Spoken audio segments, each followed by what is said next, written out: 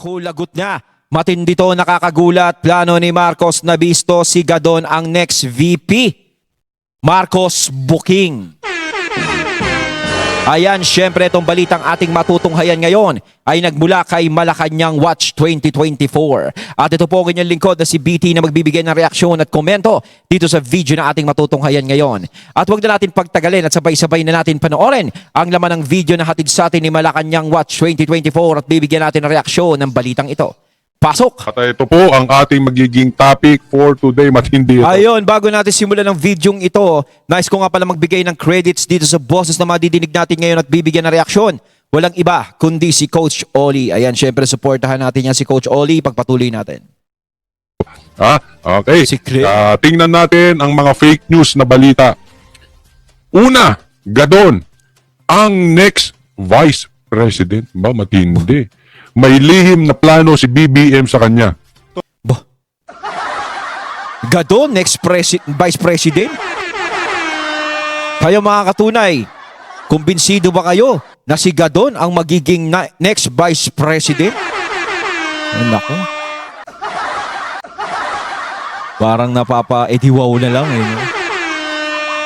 So, tingnan natin kung nagsasabi ng totoo ito si Attorney Claire at binuking niya rito. Oo, magiging Vice President? Nga ba? Si Gadon?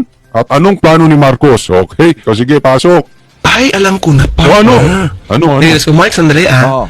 Kaya, feeling ko lang, baka kaya niyang pinili niya, kasi di ba, pag pinili niya yan, for 5 years na nandiyan dyan, makakalibot siya sa mga nasa laylayan ng lipunan. Nang libre kasi gamit ang gobyerno, pondo ng gobyerno. So, di magagamit niyang stepping stone sa pag-campaign sa susunod na eleksyon. Kasi mahirap. Diba? Para sa akin kasi kung ito yung magiging sunod na Vice President, parang wala na tayong Vice President. Kasi alam naman natin kung gaano to kadikit kay kay BBM, parang ganun. 'Di ba? Parang syempre kung ano yung sabihin naman talaga ng presidente, oo na lang ng oo to. 'Di ba? Talagang kahit siguro humimod ng tae. Gagawin ito. 'Di ba, parang ganun yung nakikita natin sa kanya. 'Di ba? Parang walang Vice President. Huwag na lang kayong maglagay ng Vice President kung ito lang din yung magiging Vice President. 'Di ba? Okay, eto po si Attorney Claire. Unang tanong, Attorney Claire, dahil ikaw ay lagi kang nagtatanong patungkol sa fake news. Fake news ba itong video mo? AI ba ito? Kung AI ito, sabihin mo sa madlang people, sa taong bayan, peke yung video na yan. Ayan. Wala na tayong pag-uusapan. Pero kung tunay ito, ipaliwanag mo ito. Kasi para sa kanya, ang sinasabi niya, na si Gadon daw ay kaya in-appoint ni BBM.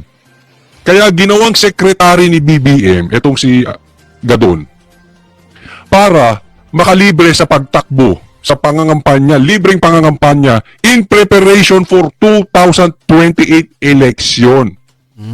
Oh, di ba? So anong ibig sabihin Kumbaga natin? parang tinutulungan to ni BBM, no, na makaminos-minos kahit papaano.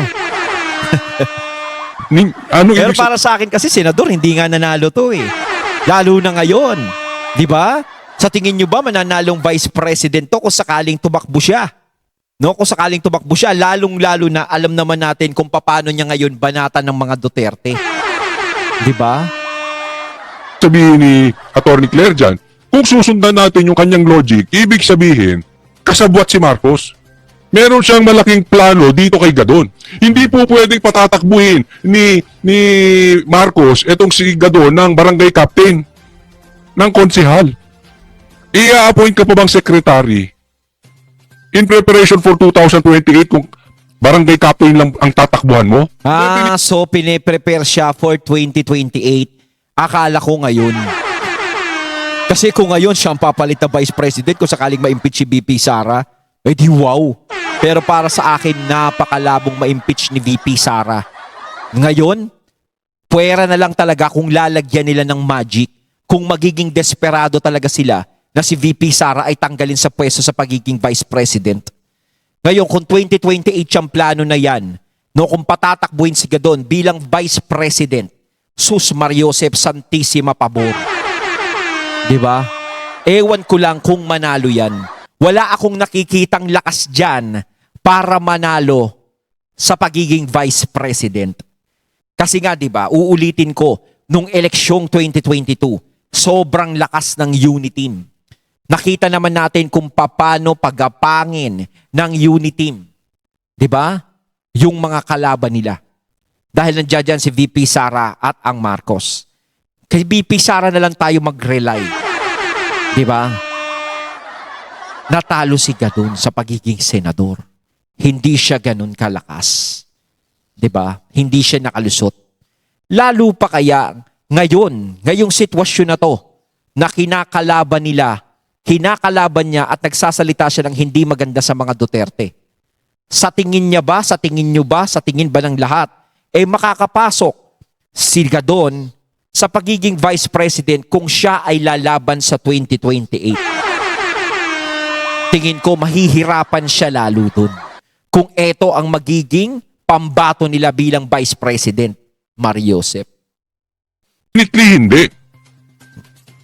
Hindi rin senador. Kasi kung senador, hindi kailangang appointed no? Oh. Ang malamang-lamang dito, Vice President. Oh. Para suportahan niya si Gadon. Para i-appoint ng secretary. Tama ba, Atty. Claire? Kasabot dito si Marcos. Siguro, pinakamababa niyan para tumakbong senador. Diba? Yan lang yan. Senador na in national position or vice president. Malabo namang presidente. Dahil siyempre, kung presidente, magagalit sa kanya si Tamba, uunahin niya yun. Kailangan ang next in line si Tamba. Alam naman natin ang pihit ngayon. Kaya panayang epal nitong si Tamba. Parang nga nangyayari ba? Tamba for president, Gadon for vice. Boy, ang lakas naman yun. Ang lakas makaasar yun, hindi malaki. Sus Mariosep.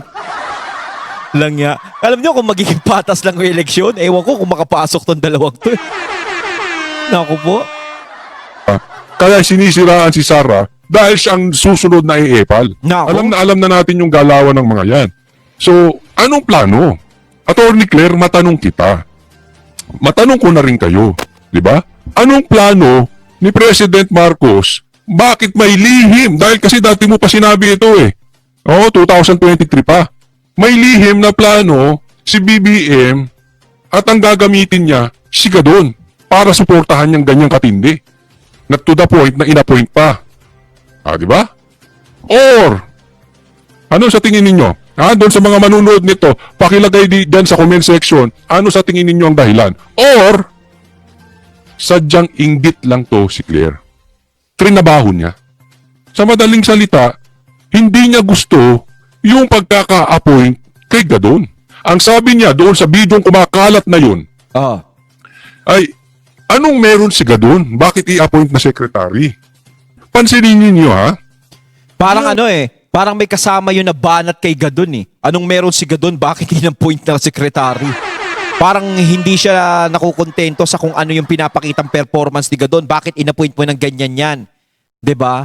Kino-question ibig sabihin parang kontrabandido siya sa mga nagiging desisyon ni BBM. Diba? Ang karakas ni Atty. Claire ngayon is the same as karakas ni Atty. Gadon.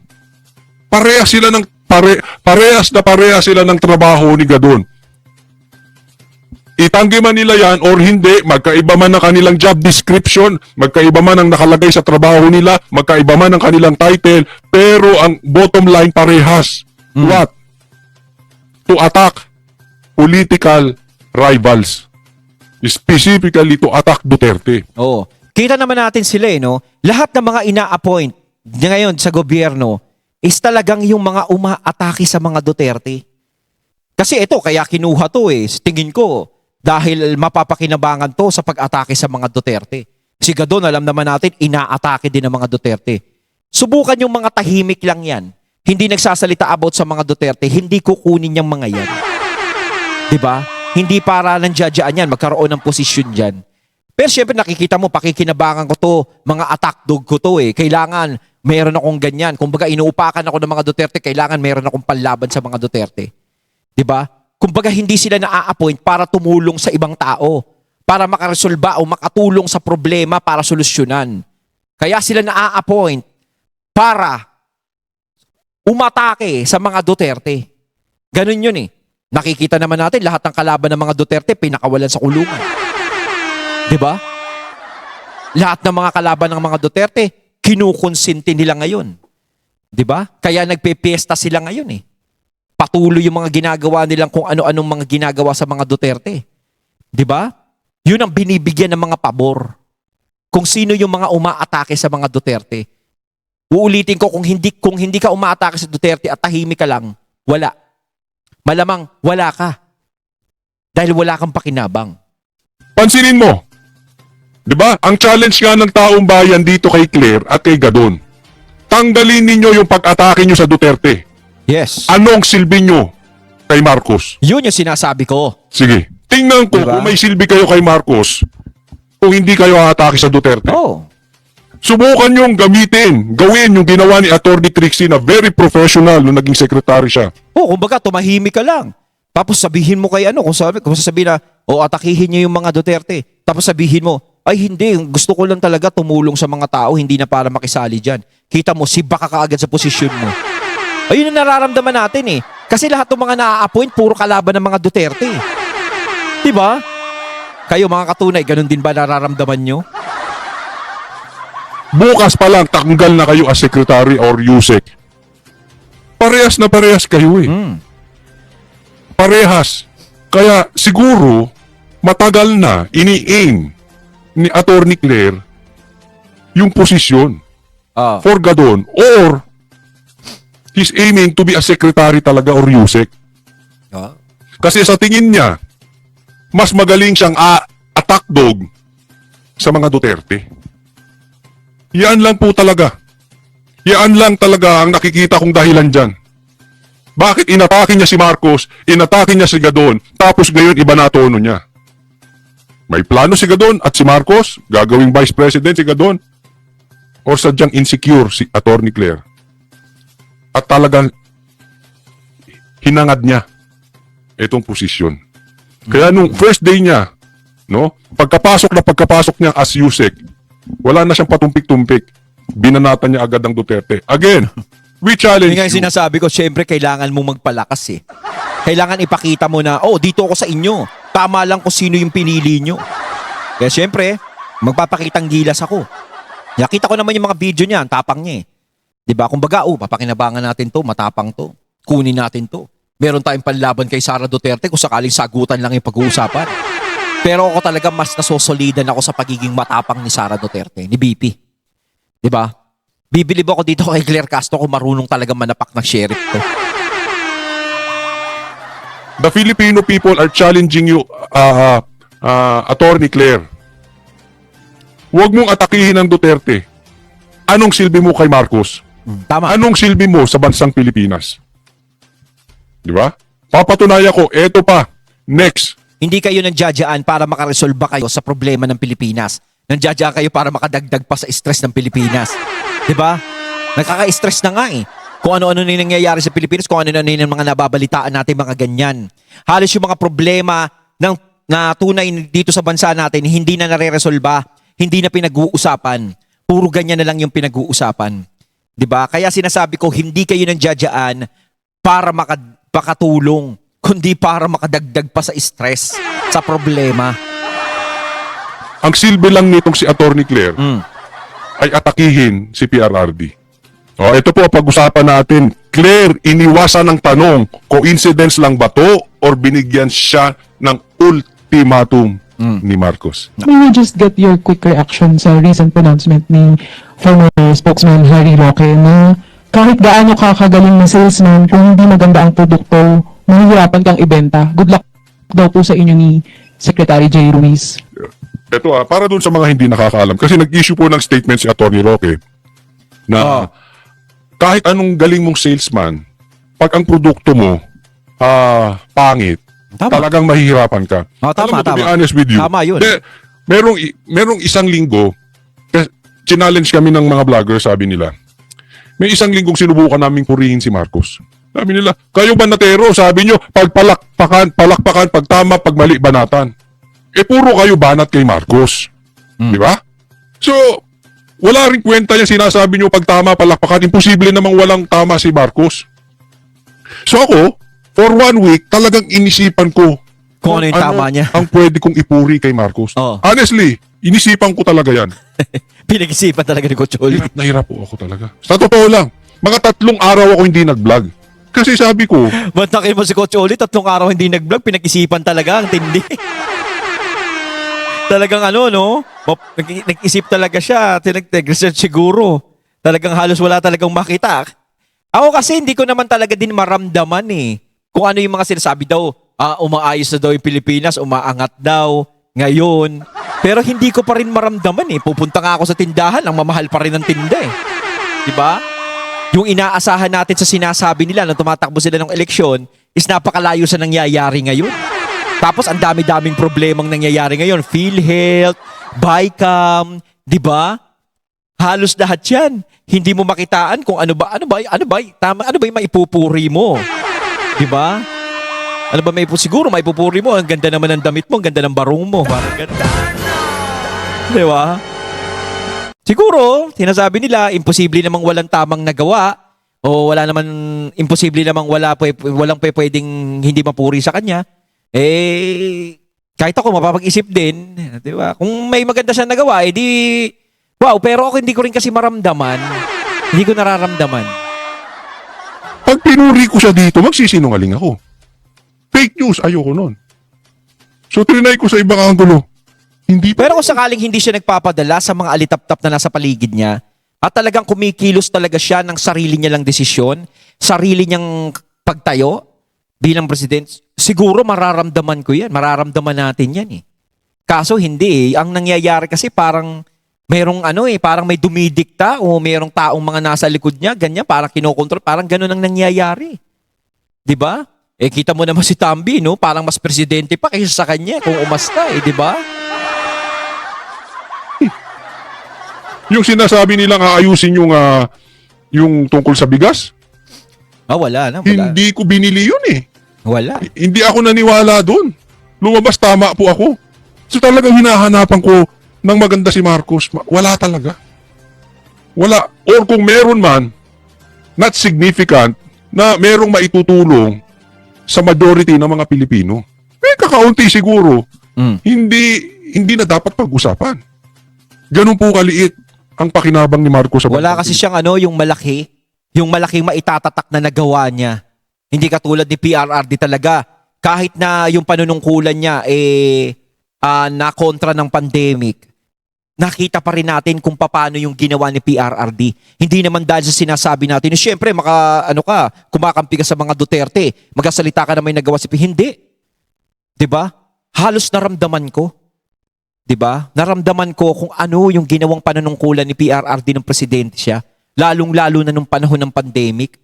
Kaya ako talagang humanga sa mga Duterte, ang tinignan ko talaga, bukod dun sa war on drugs niya, is nung panahon ng pandemic, kung paano inasikaso at hindi pinabayaan at iniwan sa ere ni Tatay Digong ang mga tao ng panahon ng pandemic. 'Di ba? Doon pa lang is napakalaking katibayan na yung ginawa ni Tatay Digong eh. 'Di ba? Tingnan mo, nakasurvive tayong lahat. Naitawid niya tayong lahat sa ilang taon na yun. Pilipinas. Ang hirap. Subukan ninyo. Humanap kayo ng at sundan ninyo yung slogan namin. Kapag tama, palakpakan. Pag mali, banatan. Hanap ka ng tama at palakpakan si Marcos. Wala kang maisasagot sa akin. Mga 3 araw, wala.